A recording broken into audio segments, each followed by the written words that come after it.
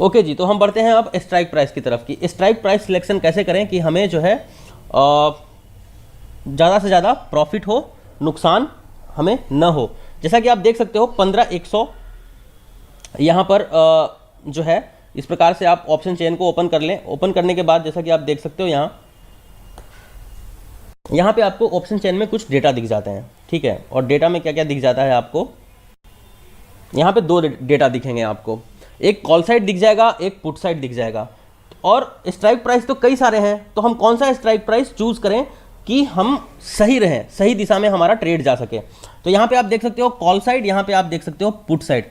जो yellow colour में जितने भी हैं, जिसको मार्केट ने कवर अप कर लिया है, जिसको मार्केट ने कवर अप कर लिया है, वो क्या है, वो हमारा इन द मनी है, ITM, ITM। आई का मतलब इन, टी का मतलब द, और एम का मतलब होता है मनी, ITM। और जो व्हाइट कलर में है वो होते हैं OTM, out of the money, ठीक है। ये हो गए आपके OTM, ये भी आपका OTM, ये आपका ITM। ये हो गया आपका पुट साइड, ये हो गया आपका कॉल साइड, ठीक है। तो अब 15,100 पे अगर मार्केट ट्रेड कर रहा है और आज मान के चलो एक्सपायरी है, तो हमें कौन सा स्ट्राइक प्राइस, या फिर मान के चलो आज बुधवार है, तो हमें कौन सा स्ट्राइक प्राइस चूज करना चाहिए।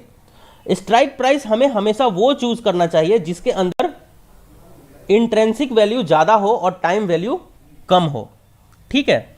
क्योंकि अभी मैंने आपको थोड़ी देर पहले पढ़ाया कि टाइम वैल्यू का क्या नुकसान है और ऑप्शन सेलर को फायदा है। टाइम वैल्यू का फायदा किसको मिलता है, टाइम वैल्यू का फायदा मिलता है ऑप्शन सेलर को। और टाइम वैल्यू एक ऐसा फैक्टर है जिसका नुकसान होता है ऑप्शन बायर को। इसीलिए कभी भी CE या PE को डिलीवरी में बाय नहीं करना चाहिए, ठीक है। अब डिलीवरी में बाय इसलिए नहीं करना चाहिए क्योंकि मान लो आज शुक्रवार है और 750 के रेट पे आपने कोई स्ट्राइक प्राइस बाई किया हुआ है, ठीक है, 750 के प्राइस पे।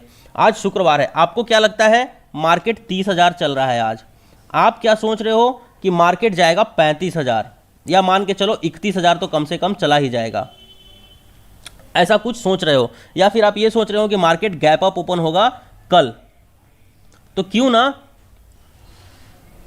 हम 30,000 का कॉल बाई करके छोड़ दें, और जब कल मार्केट ऊपर ओपन होगा 30,200 पे, 30,250 के आसपास, तो मैं सीधा ये वाला प्रॉफिट लेके निकल जाऊंगा।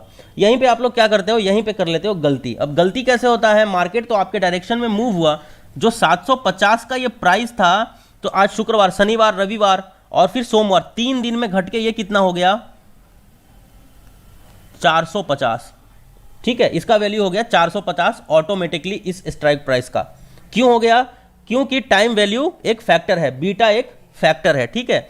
तो ये हमेशा टाइम वैल्यू घटते जाता है, घटेगा टाइम वैल्यू कभी भी बढ़ता नहीं है, टाइम वैल्यू हमेशा निगेटिव होगा, पॉजिटिव में नहीं जाएगा कभी भी, ठीक है। तो इसीलिए कहा गया है कि जिसमें टाइम वैल्यू ज़्यादा होगा, तो ये 750 का हो गया, आपको होना चाहिए यहाँ पे प्रॉफिट, तो फिर भी आपको दिखेगा कि इतना मार्केट ऊपर जाने के बाद 50 का लॉस हो रहा है। क्यों, क्योंकि टाइम वैल्यू आपका माइनस हो गया, 750 हो गया 450, ठीक है, या फिर 750 हो गया 680, मार्केट ऊपर जाने के बावजूद भी। क्यों, इसका टाइम वैल्यू मेल्टिंग होता रहा और आपको इसने नुकसान देता रहा। तो स्ट्राइक प्राइस सिलेक्शन करते वक्त सबसे पहला नियम ये कि डिलीवरी में तो हमें बाई करना ही नहीं है, CE हो या फिर PE हो, ठीक है, PE हो, डिलीवरी में हमें क्या नहीं करना है, हमें बाई नहीं करना है। अगर हम डिलीवरी में कुछ बाई करना भी चाहते हैं तो वो होगा हमारा फ्यूचर, ठीक है। ये मंथली फ्यूचर हम डिलीवरी में बाई करके चल सकते हैं, लेकिन CE PE को डिलीवरी में बाई करके नहीं चल सकते हैं, because of time value melt होता है।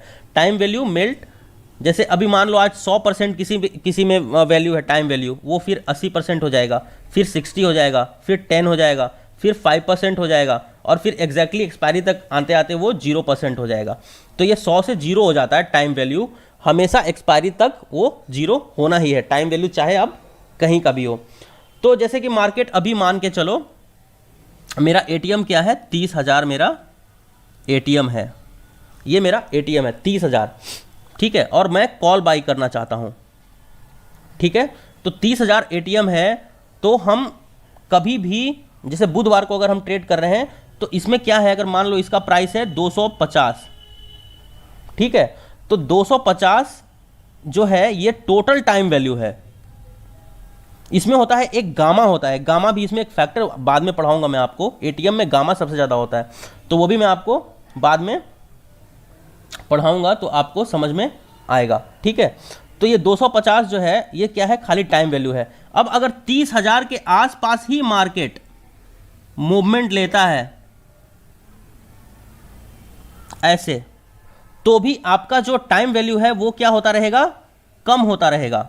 हाँ, टाइम वैल्यू क्या है 250। अब पता चलेगा मैंने यहां पर बाई किया, मार्केट 30,000 पे बाई किया और ये 30,000 पार किया, 30,000 को ये ऊपर भी गया, 30,100 पे गया, लेकिन 30,100 जाने में इतना वक्त लगा दिया कि ये जो 250 है ये 30,100 जाने के बाद अब इसका वैल्यू बचा है मात्र 180।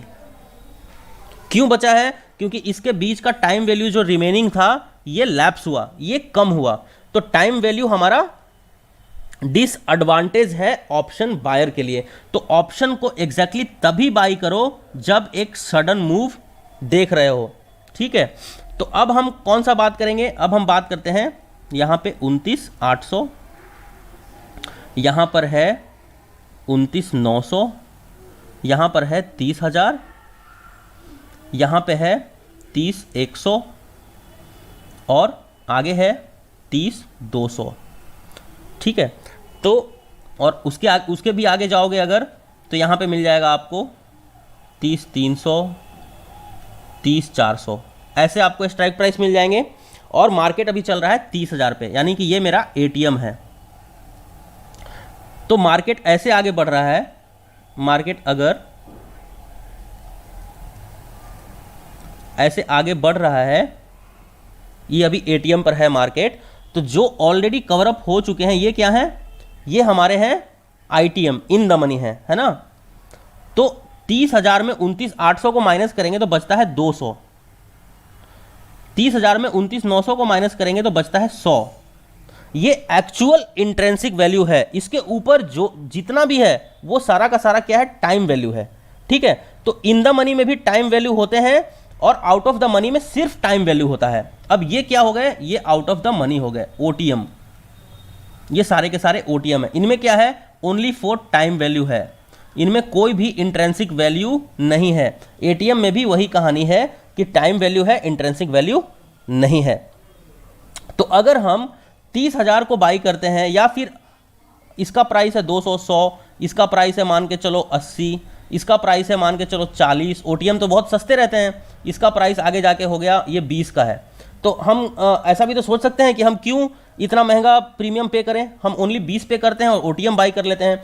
लेकिन इसमें डिसएडवांटेज ये है कि ये ओटीएम जो है ये सिर्फ और सिर्फ टाइम वैल्यू है, और मार्केट अगर इसके पास भी पहुंच जाता है एक्सपायरी तक तो भी ये हो जाएगा जीरो। क्यों हो जाएगा, 30,400 में 30,400 माइनस करोगे तो क्या मिलेगा, जीरो मिलेगा। और मार्केट अगर हमारे प्राइस इतना मार्केट ऊपर हुआ, 500 पॉइंट ऊपर गया, क्योंकि हमने स्ट्राइक प्राइस सिलेक्शन ही गलत किया तो हमें मिला कुछ नहीं। तो ऐसे टाइम में क्या करना चाहिए, हमें ऐसा कॉन्ट्रैक्ट लेना है जिसमें time value plus intrinsic value होना चाहिए। टाइम वैल्यू कम होना चाहिए, इंट्रेंसिक वैल्यू ज्यादा होना चाहिए। जैसे अगर ये 250 है तो हम ये मानेंगे कि 50 इसमें टाइम वैल्यू है और 200 इसमें इंट्रेंसिक वैल्यू है, इंट्रेंसिक वैल्यू। तो सबसे पहले अगर हम शुक्रवार को, फ्राइडे को ट्रेड करेंगे तो हम ट्रेड कर सकते हैं ATM, at the money. Monday को ट्रेड करेंगे तो 100 पॉइंट अंदर का slide in the money. Tuesday को ट्रेड करेंगे तो कम से कम 200 पॉइंट का आईटीएम। वेडनेसडे को हम तब ट्रेड करेंगे जब कम से कम वहाँ पे 300 से 400 पॉइंट अंदर जाएंगे, डीप आईटीएम में जाएंगे, डीप में जाएंगे अगर ऑप्शन चेन में, तो डीप आईटीएम जो रहेगा वो रहेगा उसमें इंट्रेंसिक वैल्यू 40, 20 ऐसा रहेगा इंट्रेंसिक वैल्यू। तो इसका प्राइस होगा आप मान के चलो 340 या समथिंग कुछ, ठीक है। तो 300 इसमें क्या रहेगा, इंट्रेंसिक वैल्यू रहेगा, और 40 ओनली टाइम वैल्यू। लेकिन इन सब में आप देखोगे तो 200 ये रहेंगे, 320 ये रहेंगे, मान के चलो ये 100 इंट्रेंसिक वैल्यू है तो ये रहेगा क्या 240। तो इसमें ज़्यादा जो है वो टाइम वैल्यू है, ठीक है। और सबसे कम टाइम वैल्यू किस में रहेगा, आईटीएम में रहेगा, जैसा कि आप यहाँ पर देख सकते हो, ठीक है। कहाँ पर देख सकते हो, यहाँ पर क्या दिख रहा है, 15150 के ऊपर है 15100। 15100 में 15150 माइनस करेंगे तो क्या बचता है, सॉरी 15100 तो हमारा एटीएम है ना, तो 15100 में अगर 15000 माइनस करते हैं तो क्या बचना है, 100 बचना है। लेकिन इसका वैल्यू कितना है यहाँ पर 181.55। तो 81 क्या है इसमें, टाइम वैल्यू है। इसको भी एक्सपायरी तक मेल्टिंग होना है। आज मंडे है तो हम डेफिनेटली एटीएम के जस्ट ऊपर वाला ट्रेड कर सकते हैं स्लाइड, लेकिन अगर थर्सडे को ट्रेड कर रहे हो तो डेफिनेटली 400 से 500 पॉइंट आपको बैंक निफ्टी में अगर ट्रेड कर रहे हो तो आपको डीप आईटीएम जाना होगा, उसमें आपको टाइम वैल्यू कम मिलेगा। तो हमेशा हमें ट्रेड क्या करना है, आईटीएम, न कि ओटीएम। ओटीएम हमें कभी ट्रेड नहीं करा है। इन फ्यू केसेस आप एटीएम को ट्रेड कर सकते हो लेकिन ओटीएम को बिल्कुल ट्रेड नहीं कर सकते हो। तो स्ट्राइक प्राइस सिलेक्शन जितना डीप जाओगे उतना टाइम वैल्यू आपको उसमें कम मिलेगा और इंट्रेंसिक वैल्यू ज़्यादा मिलेगा। तो जब मैं अभी पढ़ाने वाला हूँ अभी सारा कुछ वेगा, थीटा, डे का, ये सब जब अब पढ़ाने वाला हूँ 2 क्लासेस में, तो आपको ये चीज़ भी क्लियर हो जाएगा कि कितना प्राइस ये मूव करेगा तो कितना मेरा प्रीमियम बढ़ेगा, ठीक है। लेकिन फिलहाल के लिए इतना ध्यान में रखना है कि हमें आईटीएम ट्रेड करना है, न कि ओटीएम, ठीक है। तो इतना बात आप सबको समझ में आ गया है कि हमें ट्रेड करना है ऐसा स्ट्राइक प्राइस जिसमें इंट्रेंसिक वैल्यू ज़्यादा हो और टाइम वैल्यू कम हो। ये भी आपका एक इंपॉर्टेंट क्लास है।